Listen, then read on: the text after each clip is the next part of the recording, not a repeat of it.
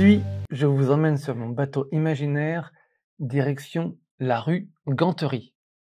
Nous sommes rive droite, entre les rues Jeanne d'Arc et de l'Écureuil, et à quelques pas du square Verdrel. Cette rue se nomme la rue Ganterie car au Moyen-Âge, les gantiers étaient installés dans ce quartier.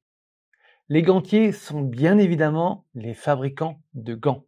À l'origine, le gant fait référence à une enveloppe à doigts, un accessoire utile pour le travail, mais sous l'impulsion du clergé et de la monarchie, il va devenir un signe d'autorité et de déférence.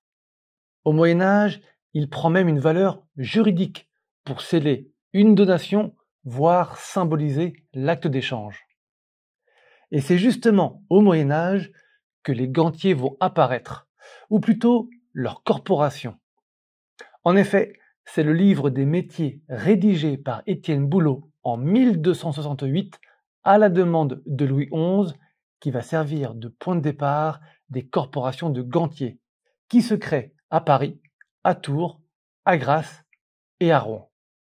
À Rouen, les gantiers vont s'installer autour de cette rue qui aujourd'hui porte le nom de leur commerce. D'abord, les corporations de gantiers, qui officiellement datent de 1342, s'installent surtout dans des régions où se pratique l'élevage intensif de chevreaux et d'agneaux, et où l'eau des rivières est pure et propice au tannage.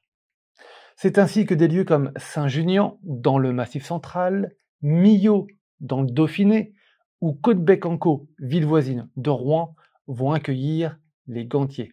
Ensuite, car à proximité, il y avait le quartier des tanneurs, et un peu plus loin, dans les quartiers des antiquaires et de Martinville, il y avait les drapiers et les teinturiers.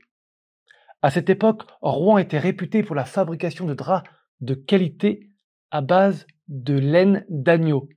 Laine d'agneau qui était également utilisée par les gantiers.